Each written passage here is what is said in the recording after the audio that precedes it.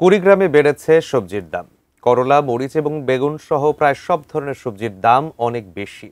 শহরের জিয়া বাজার থেকে এ বিষয়ে বিস্তারিত জানাতে যুক্ত হচ্ছেন প্রতিনিধি মনোয়ার হোসেন লিটন। তার সাথে সরাসরি যুক্ত হচ্ছি আমরা। লিটন, শাকসবজির দাম তো এখন কিছুটা বেশি দেখা যাচ্ছে।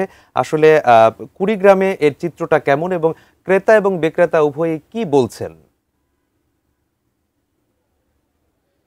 সাইমন, আমি এখন যেখানে দাঁড়িয়েছি এটি হচ্ছে কুড়িগ্রাম জেলার সবচেয়ে যে বড় পাইকারি বাজার বা খুচরা বাজার, সেটি হচ্ছে জিয়া বাজার। এই জিয়া বাজারে যে চিত্রটা সেটা হচ্ছে আজকে শুক্রবার।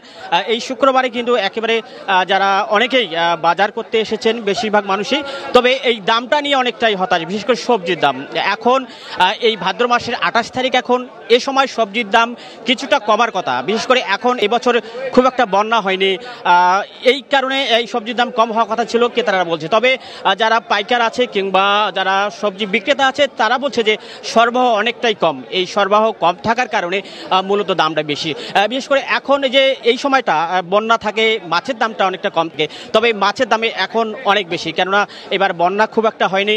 তো এ বিষয়ে যারা সংশ্লিষ্ট আছে, বিশেষ করে আবহাওয়াবিদ যারা আছে, তারা বলছে যে আবহাওয়া জলবায়ু পরিবর্তনের কারণে এখন বিশেষ করে গরম বেশি হয়, তারপর আপনার খরা বেশি হয় কিংবা বন্যা কম হয়।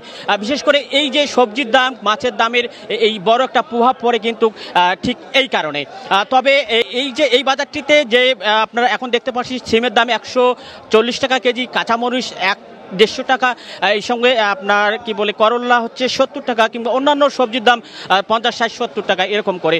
এইটার জন্য আসলে ক্রেতারা অনেকটাই অসন্তুষ্ট। তবে এই কাছাকাছি যে বাজারগুলো আছে সেই বাজারগুলোতে কিন্তু এর চেয়ে অনেক দাম বেশি, বিশেষ করে কেজি প্রতি 5 থেকে 60 টাকা আরও বেশি। এই অবস্থায় ক্রেতারা বলছে। সাইমন, এই ছিল আমাদের কুড়িগ্রাম জেলা যে সবজি বাজারে নিয়ে খবর, তারই বিস্তারিত খবর। সাইমন।